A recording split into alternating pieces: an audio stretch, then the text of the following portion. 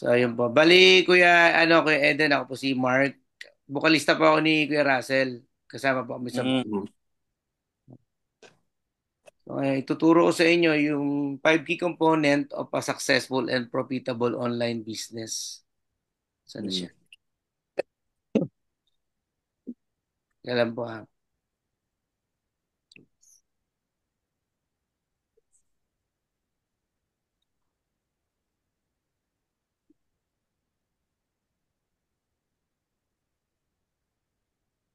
Nakikita niyo po yung screen? Oo, kita. Kita naman. Okay. So dito, sa unang-unang 5 key components na to, bali may question muna ako kay Kuya Eden. Kuya, sa isang lamesa na 5 ang paa, pag halimbawa naputol yung isa or nabali, ano yung pwedeng mangyari sa lamesa? Nakatayo pa din pag lima yung ano. Apo, nakatayo pa rin siya pero medyo hindi siya hindi siya matibay, no? Kasi Nag-Shopee ah. ano siya hindi siya dito hindi siya pantay. Hello? Nawawala? Opo. Apo, apo, apo. So Nandiyan paano ka. kung Okay. dalawa yung nawala? Pwedeng bumagsak siya. Pwede bumagsak, tatagilid. Pwede Kasi tumagilid. hindi na balance eh. Binabalanse. So, ganun din daw po sa business. Kaya kailangan tong 5 na to, kailangan meron tayo nito sa business natin. So, yung number 1, ito yung hungry buyer na tinatawag. Mm. Ito yung Gutom. tinatawag na hungry buyer or yung mga taong gutom. Sabi dito, people with problem who are willing to spend their money for a solution. Ibig sabihin, ito yung tao na may problema na handang magbayad ng kahit magkano para sa solusyon sa problema niya. Mm. So, okay, magbibigay ako ng isang analogy. Halimbawa, nagbigay ako ng pre-training doon sa Pilipinas, umuwi ako ng Pilipinas. Then, meron akong inupahan na conference room. Lahat kami nandoon sa loob. Sabi ko sa mga tao, okay, may hinanda akong buffet. Pagkain, free yan, free. Kainin nyo lahat, magpaabusog kayo. Kumain sila ng kumain hanggang sa nabusog sila. Then sabi ko, mag-start na tayo mag-training. Nung nag-start kami mag-training after 15 minutes, biglang may pumasok na nagtitinda ng pagkain. Ngayon, yung pagkain na tinitinda na yon, yun yung isa sa mga masarap na steak sa Pilipinas na worth 3,000 pesos, pero binibenta lang ng 1,500. So, parang half price. Okay, ito po yung tanong, Kuya Eden. Ikaw, isa ka dun sa mga estudyante na kumain ng busog na busog, then biglang may pumasok na may nagbebenta ng steak. Tanong po, bibili ka pa po ba ng steak or hindi na? Kuya, nawawala yata. Nawala siya? Nawawala yata yung signal. Di ko Kuya alam bro, kung ako may na signal, Kuya, or sa Pilipinas. hindi malakas ang signal sa Japan eh. Baka sa Pilipinas. Dito? Baka may na. Pero naka-wifi naman ako. Yan, okay di ba? Ayan, Ah, okay okay na. na. Okay, Dinig na, dinig na. okay na, okay na. So, yun yung question, Kuya. So, sa sobrang busog mo, dahil nga may free tayong pagkain, tapos bigla may nagbenta ng steak na worth 1,500. Pero ang original price niya is 3,000 pesos. Ngayon, ang tanong, bibili ka pa po ba ng steak kahit busog ka na? Kung ano, kung at that time, syempre hindi kasi busog ka na. Pero pwede mo namang bilhin, kakainin mo mamaya. Later, o sa Tama. hapunan. Sa Tama. ano? Kasi Pwede mo mura. siyang bilhin kung gano'n ang mindset mo, no? Pero, dahil busog ka na, so definitely hindi mo siya bibilin. Oh, busog ka na eh. Okay, Oo. so ngayon, ito yung pangalawang analogy. Alas pares din. Pero ang pinagkaiba naman, naghanda ako ng isang training, then ang akala ng mga tao, akala nyo po, may pagkain tayo. Pero nagdala kayo ng Mm. pera. Ngayon, sabi ko, okay, pag nag-start tayo mag-training, wala nang lalabas, wala nang magto-toilet, kasi gusto ko tuloy-tuloy. So ngayon, Nag-training tayo, halos 5 hours na tayo nagte-training, kumakalam na yung mga sikmura ninyo sa gutom. Biglang may kumatok at nagbebenta ng banana Q. Yung banana Q, mabibili lang ng 15 pesos sa labas, pero binibenta nung nagbebenta ng 50 pesos ang isang stick. Okay. Ang question is, sa sobrang gutom mo doon, kuya, at may pera ka, bibili ka ba ng banana Q na worth 50 pesos o hindi? Bibili kasi gutom. Okay. Bibili. No choice. No choice. So yun yung sinasabi kanina na people with problem who are willing to spend their money for a solution. So ibig sabihin, pag gutom ang tao, kahit ano pa yan, bibili niya yan. Okay. So isa pa pong analogy, ito, true story to sa akin. Nung nasa Pilipinas ako, nag-apply ako ng driver's license dati sa LTO. So alam naman natin na napakahaba ng pila. Na? Pumila ako doon ng 2 oras hanggang sa makarating ako sa window. Kaya lang, pagdating ko sa window, nakalimutan ko magdala ng ballpen. Ngayon, pag bumili ako ng ballpen sa labas, na halagang 5 pesos, yung time na yun, 5 pesos lang panda eh. Babalik na naman ako, pipila na naman ako ng 2 oras. Pero nung time na yon, meron isang matandang babae sa tabi ng window mismo, nagbebenta siya ng mga ballpen. Ang binibenta niya lang ballpen. Pero ang ballpen, binibenta niya ng 50 pesos ang isa. Okay. Ito yung senaryo na nangyari. So dahil kailangan ko ng ballpen, kesa lumabas ako at bumili ako ng tigpa 5 pesos, pero pipila na naman ako ng 2 oras. Mas pinili kong binili yung 50 pesos doon sa nagtitinda ng ballpen. Okay. So ngayon, si nanay, yung nagtitinda ng ballpen doon, is alam niya kung sino yung mga hungry buyers niya. Alam niya kasi sa LTO, meron at meron makakaiwan ng ballpen. Makakalimutan magdala. Agree kayo doon, kuya? Okay. Totoo yun. Yes. Diba? So ngayon, kung ikaw, Kuya Eden, ang nangyari sa iyo at ganun nangyari, may 50 pesos na binibenta yung matanda doon ng ballpen. Bibili mo ba yung ballpen o lalabas ka na lang at magpipila ka na lang ng 2 oras ulit? Siyempre. Bibili mo na. Bibili mo. Diba? So, yun yung isang bagay na kailangan natin maintindihan sa business kahit gaano kamahal yung binibenta natin or products natin. Pag alam natin ang kakausapin natin or ita-target natin is yung hungry buyers natin, bibili at bibili sila. Kaya hindi ako naniniwala sa sinasabi nila ay masyadong mahal yung products mo, baka walang bumili. Walang bibili niyan kung hindi siya yung target market mo na tinatawag or yung hungry buyers. Pero kung hungry buyer siya, bibili at bibili siya. Okay. Naintindihan natin itong hungry buyers, kuya? Number 2, products as a solution. Sabi dito, kailangan daw yung produkto mo is solusyon doon sa problema ng mga tao. Okay. Para hindi tayo lumayo, ano ba yung products nyo ni Kuya? Kuya Russell, ano yung products nyo ni Kuya Eden? Ano siya, actually, surplus siya, di ba? Assorted na, pero ang pinaka-main namin is musical instruments. Musical instruments. Okay, so ngayon, ganito. Kung musical instruments siya, siguro naman alam na natin kung ano yung hungry buyers kanina. Okay, question ko kay Kuya Eden. Kuya Eden, dun sa kaninang hungry buyers, palagay mo sino yung hungry buyers mo diyan sa musical instrument mo? Number 1, mga musician. Yon. Club owners. Club owners. Mga church. Tama. Church. Based on my expertise, yun kasi yung mga madalas talaga naghahanap ng mga instrument. Musician, church. Nag-aaral ng mga music. Mga bata. Nag-aaral ng music. So ngayon, naiintindihan nyo na yung hungry buyers.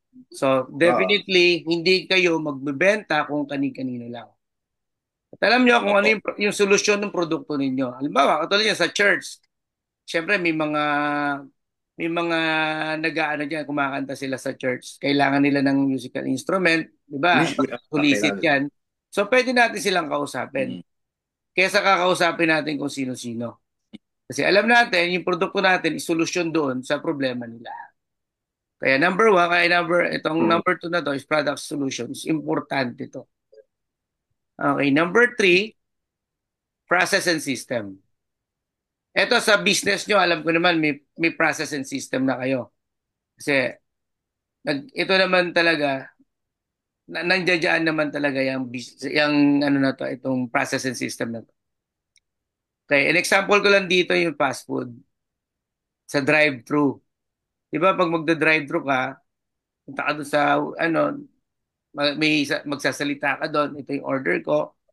Then may mode of payment doon. Pagpunta mo doon, saka mo siya kukunin yung Mm. order. Kumbaga yun yung Or, proseso. mm. So sa business, kailangan meron tayo nito. Siguro naman ako naniniwala ako meron po kayo ng ganito sa business niyo ni Kuya Russell. Hindi ko na ito Opo. masyadong paliliwanag dahil alam naman natin to. Pangapat, presentation and proposal. Napaka-importante nito. Mm. Presentation and proposal. Halimbawa, sa Mercury Drug, inutusan ka ng nanay mo na bumili ng gamot para sa sakit ng tiyan ng kapatid mo. Ngayon sa bahay nyo, nakita mo yung bote na yon. Pero pagdating mo ng Mercury Drug, meron doon parehas ang bote, pero ang nakasulat, Chinese character. Hindi mo siya naiintindihan. Siyempre, kung ikaw ang Mm. bibili mo ba yon dahil kahawig lang nung ano, pero dahil hindi mo siya naiintindihan, bibili mo ba yung gamot? Hindi, baka, hindi kasi hindi mo mabasa kung ano yun, di ba? Tama. So kaya yung presentation, ibig sabihin, dyan sa business nyo, sa musical instrument, nandoon pa lang, maggagawa ka na ng ng promotional video or mga image na pwede mong ipakita sa mga hungry buyers mo lang or sa target Mm. market. Then pangapat, ito yung pinaka-importante, promotion and marketing. Kuya Eden, may idea ka po dito? Promotion and marketing siguro sa ano yan, gaya ngayon, social media. Yes, social Ah, media, tama. Marketplace. Tama, oh, marketplace. So ngayon, may idea tayo doon, social media, marketplace. Pero yung sa inyo po, kuya, is dalawa kasi yan eh. May tinatawag tayong paid ads saka organic ads. mm, Yung paid ads, yan yung gagamit ka ng Facebook ads na babayaran mo si Facebook para tama, siya yung magpakita ng products mo doon sa mga taong interesado. po. Okay. May idea ka na po doon, kuya? Nagagawa mo na po yan. Nag-a-ads naman sila eh. Nag-a-ads na Okay. kami. Ginagawa ko yung boosting ng ads. Pero honestly, di ko talaga makita yung sino talaga yung kasi hindi Okay. naman ako dumadaan sa training eh. Kasi alam ko mayroon mga training diyan paano yung tamang pagbo-boosting.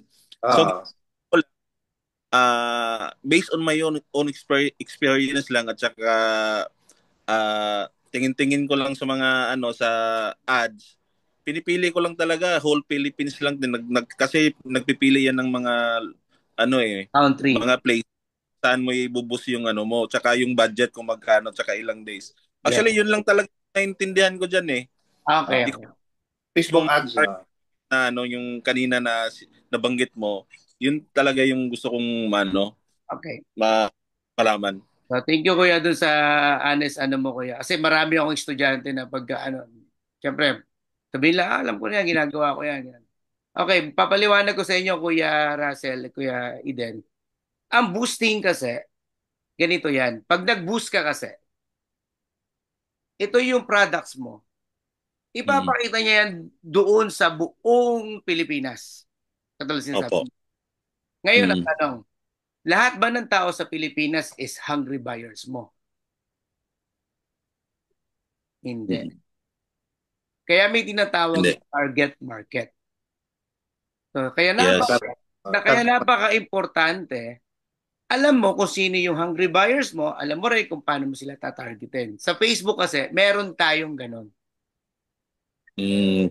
Inaano natin yun, iniisa-isa natin. Parang ganito, Okay. para mas maintindihan natin ha. Alam nyo po yung imbudo, yung Opo. lagayan ng sa mantika, sa atin ganyan itsura, di ba? Mantika o mga gas, Diba? ganun. Oh. Yung unang-unang bunganga niyan is pinakamalaki. Mm. Lahat papasok dyan. Pakonti siya ng pakonti. Paliit ng paliit. Ang gagawin natin, dahil alam natin ng hungry buyers natin, ang tatargetin natin is yung mga mahilig lang sa musical instrument, yung sinabi nyo nga po, yung Church, mga ano. church, Oo. yung mga yon, pwede natin yung i-target using Facebook ads. Mm. Pwede mong sabihin yun kay Facebook, pakita mo yung musical instrument ko dito lang sa mga tao na to. Kasi ganito para maintindihan po natin, pag nag-paid ads tayo, kada click ng mga viewers, binabayaran nyo po yun. Yun nga. Meron tinatawag na cost per click. So ngayon, ito yung tanong, Kuya, dahil nag-boost ka, sabi mo. Pero dahil pag nag-boost ka, wide yan. Buong Pilipinas, hindi mo alam kung interesado o hindi yung makakakita. So every time na nag-click sila doon, binabayaran mo yun. So ngayon, ang pinaka-downside nun, dahil hindi naman siya interesado doon sa products mo, kinlik niya, magbabayad ka. Yes. Pero kung interesado siya at alam mo na hungry buyer siya, pag nag-click siya, hindi sayang yung pera mo. Yun yung mga bagay na kailangan natin maintindihan kung gusto natin talaga maging successful sa business. Napaka-importante nun. Yung tinuro ko sa inyo kanina, simula sa hungry buyers, product success solution, process and system, hanggang sa promotional and marketing, lahat yon kailangan sa business. Katulad sabi ko kanina, pag naputo lang ang isang paa, pwedeng lumaylay, pag dalawa, pwedeng bumagsak ng tuluyan. So ngayon, kailangan alamin natin yun sa business. Alam mo nga yung apat, pero pagdating sa promotional and marketing, hindi mo alam. Okay, alam mo nga yung apat, pagdating naman sa hungry buyer, hindi mo alam. Ganun din. So kaya kailangan lahat yon alam natin. Okay. Agree ka doon, Kuya Aiden? Yes po. Tama yon. Yun talaga yung gusto kong malaman eh. Gusto kong matuto. Sa Facebook siguro, ituturo ko sa inyo yan, Kuya, kasi gusto ko, tuturuan ko kayo ni Kuya Russell. Ayoko kayong ma-overwhelm para yung utak nyo masyadong ma-distract kayo sa sobrang dami. Gusto ko pa konti-konti ko ipapakita sa inyo kung paano natin gagamitin yung power of technology diyan sa business nyo. Sige po. By the way, ako po kasi, Kuya, is a web developer po ako. Web designer din ako. Gumagawa ako ng mga website. So, ngayon may papakita ulit ako sa inyo kung bakit importante yung power of technology. Okay, ganito. Nakikita niyo po yung screen? Okay. Yes po. Okay, sige. Ngayon, dito tayo mag-uumpisa using social media. Pag sinabi social media, marami yan, Kuya. Hindi lang yan Facebook.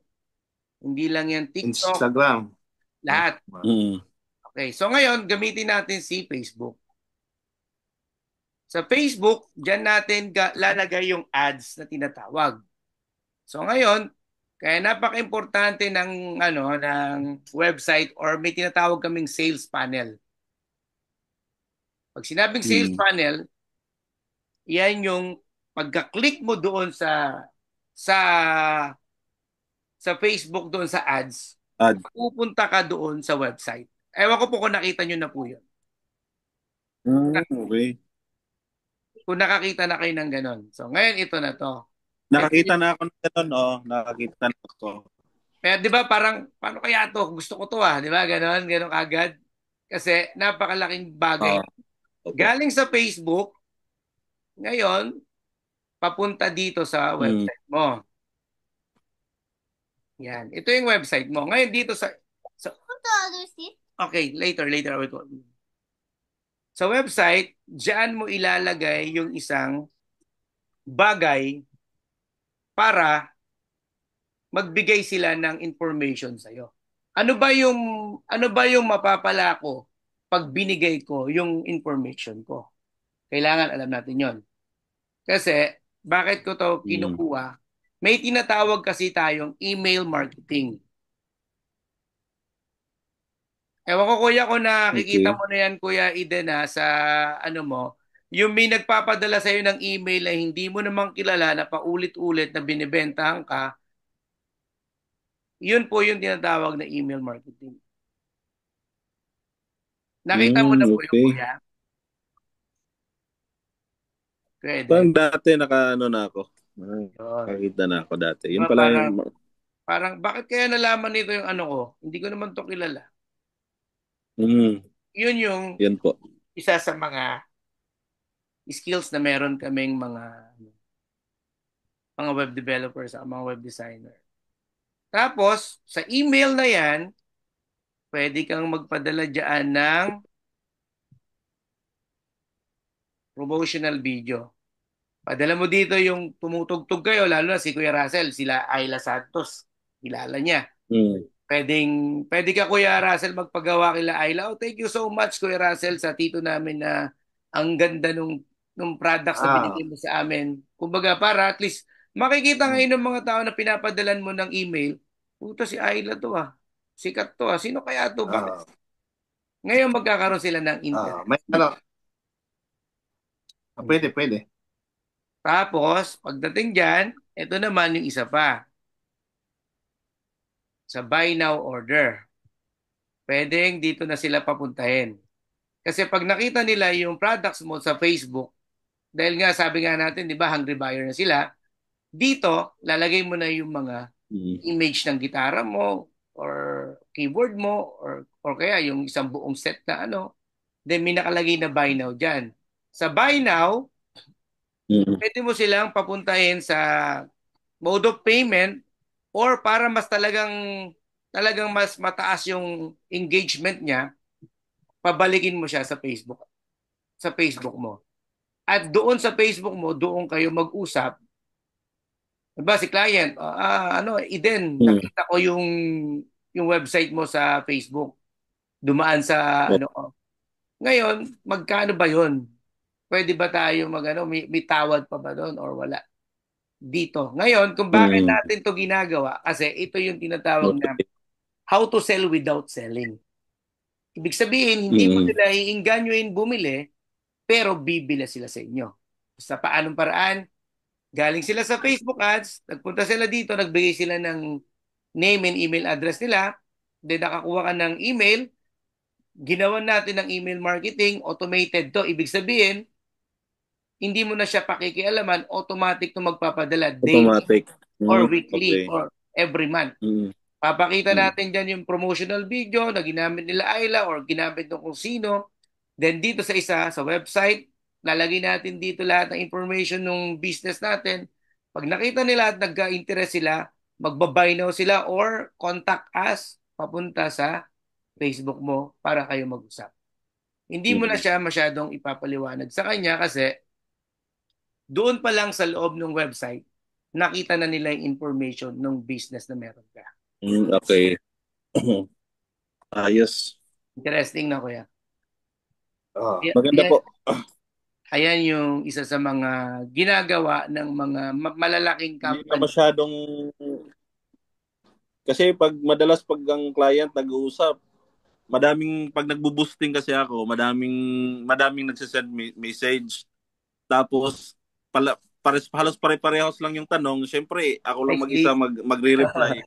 Pero pag may website ka, pero pag may website, di mo kailangan. Diba?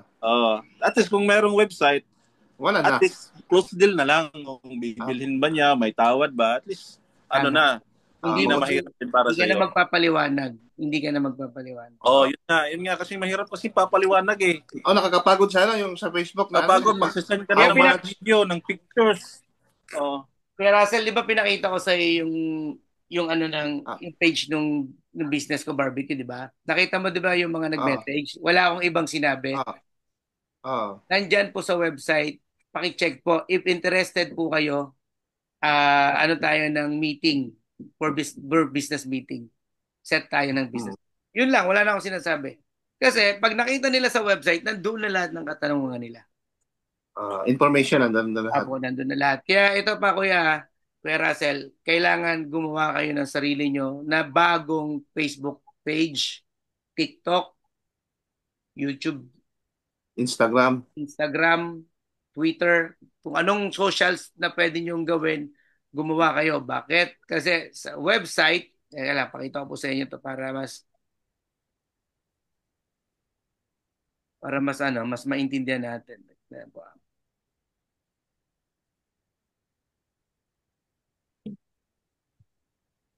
Ito, parang dito, ito yung website namin, Kuya, sa business ko, sa barbecue. Nakikita mo po, Kuya? nakita ko si Kuya Eden, nakikita niyo po? Yes pa. Yan. So ngayon, nagtanong si client dun sa page. Price list po, magkano po, location po, okay. Sasabihin ko lang sa kanya, nandito po sa website, pakiclick po yung link. Then, pag nakita nyo na po, set po tayo ng business meeting kung interested po kayo sa products namin. Ito po yan, nakalagay lahat. Yung menu, about, contacts, then reseller price. Pag click nila dito sa reseller price, mapupunta sila dito sa image na to na nakasulat na lahat dyan kung magkano or kung paano sila o-order. Okay? Ngayon, interested na sila, dito, pwede silang umorder. Nakita nyo po ito, order? order. O yeah, ito, pag click ni client, mapupunta siya dito sa Facebook ng sa homepage nung namin, business namin. Oh. Pero pwedeng gamitin dyan yung private message mo, pwede mo ilagay. Nakikita nyo po?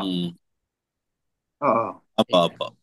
So, ganun po tumatakbo yung website kung bakit napaka-importante ng website. Pangalawa, yung legitimacy kasi, importante kasi yung natin, legit. Kailangan legit. Kasi karamihan, ang daming scammer ngayon. At least kung may ganyan ka, kompleto yon, lahat ng information na meron ka, ilalagay mo doon, hindi sila hindi sila matatakot. Saka napaka-importante kasi na kailangan magkaroon ka ng value sa mga tao. Para at least hindi sila kakaba-kaba. Okay lang. Yung website.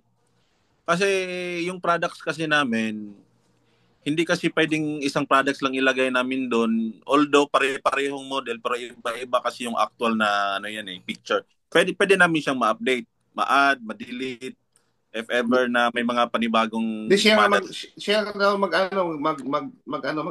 ng website. Bro, ako po talaga gumagawa. Kaya pwede po 'yun, Kuya. Kung may bago tayong item, i-send natin sa kanya, siya na maglalagay. Balik kayo na po yung maglalagay lahat. Ako po talaga yung gumagawa. Kaya wala po kayong magiging problema. Kasi sa mga siya ang gagawa nun. Okay. Sa mga client ko po kasi sa Pilipinas, bago tayong siya ng keyboard, i-send natin sa kanya, ito yung dating presyo, nag-sale ng ganito, di ba? Pwede yun. Kasi kailangan picturean yun yung actual Kasi hindi pwedeng isang picture lang kahit same model lang pero iba kasi yung actual na talaga na dumadating. Actual po, yung mismo sa Pilipinas. Picturean mo, pagka-picture mo, i-send mo sa kanya. Yung mismo item. Opo. Mismo item na yan. Huwag po kayong mag-alala kasi si Kuya Russell hindi na maiba yan sa akin. Halimbawa, slightly used o unused. Yung condition ng item nilalagay din. Pwede. Is used. Used in good condition, di ba? O Saka maganda po kasi dyan, kuya. Yung mga good Pwede condition nila lang, kayong hindi tayo kausapin. maglagay na Pwede nila kayong kausapin yung Oo. client. Kasi nga, pagka-click nila doon, automatic punta yun sa Facebook Oo. nyo. Oo. Doon sila makikipag-usap. Yun yung mas maganda yung last name talaga. Kakausap talaga High-end sila. kasi Ano, eh. para Sasagutin mo lang kahit mga ako naman inquiries. kung mag-order ako, kung kunwari ako yung order, ayoko kasi ng puros halos robot lang yung sumasagot din sa akin eh. Mas Tama. maganda talaga yung may admin talaga. Yung makipag-last name. O kaya nga pupunta sa website, sa ano, di ba? Gusto mo makipag-usap, pupunta sila Pag sa homepage. ano na. Oo. Doon kayo mag-ano na, baka pwede bang tawaran yan, mag-ano. Yun. Importante kahit tulog tayo, may nagtatrabaho doon may nagbebenta ng ano natin, ng mga produkto natin. Kahit Tama. Yun na tulog talaga. tayo. Kahit tulog. Pero Kasi, yun lang talaga yung ano ko eh, yung pagbo-boosting lang talaga. Yun lang talaga yung ano ko, yung target market talaga kung sino yung kanino ko i-ano to, ita-target yung ang boosting kasi, hindi mo naman alam kung interesado yung mga tao ng madaanan nun. kasi meron sa pagkakaalam ko, meron kasi yung mga ano eh, mga parang preferences kung kanino mo i-ano yung mga interest pero hindi ko kasi kabisado eh. Kaya Kaya nga, dadaan talaga tayo talaga ako na ano. sa isa. Yung website talaga. Tapos Magte-training yung po mga, tayo. Papakita ko po sa inyo yun. Paano gagawin. Tuturuan ko po kayo. Yun po kasi yung kaibigan ko lang kasi nagturo sa akin pero dumadaan siya ng training, hindi niya talaga tinuro sa akin lahat eh. Sinabi lang niya na i-click mo lang yan. Tapos yun lang eh, kaya di ko na ano talaga. Maganda yan. Maganda po yan. Maganda po. Saka isa pa po to para mas maintindihan ninyo. Yung isang buong dagat alam niyo po yung Jobus? Yung pangkulay ng panahon. Opo. Meron kang pangkulay. sampung truck ng Jobus. Ibuhos mo sa Jobos. dagat. Palagay mo makukulayan mo yon? Lahat? Hindi. Hindi. Hindi. Kung saan mo lang binuhos, doon lang siya magkukulay. Okay. Pangalawa, yung 10 truck ng Jobus, ibuhos mo sa swimming pool. Makukulayan ba o hindi? Makukulayan. Maliit lang swimming pool eh. Okay. So, ang Jobus is nagre-represent po yan ng market. Market. Ibig sabihin, if you market to everyone, ibig sabihin sa lahat, definitely you market to no one. Hindi ka nagmamarket. Kaya kailangan, yung market mo, doon ka lang sa isang community. Or doon lang sa hungry buyer. Kasi pag pinano mo sila lahat, hindi ka makakabenta kahit anong gawin mo. Tama. Yun lang po yung isang na analogy na papakita ko sa inyo para mas maintindihan ninyo kung bakit kailangan yung alamin kung sino yung target market at yung hungry buyers. Okay. Yun talaga eh. Kuya, tatawag ako sa sa group natin para maganda itong video. Sige po kuya ha. Thank you kuya. Tawag ako sa group. Sige po. Salamat po. Thank you.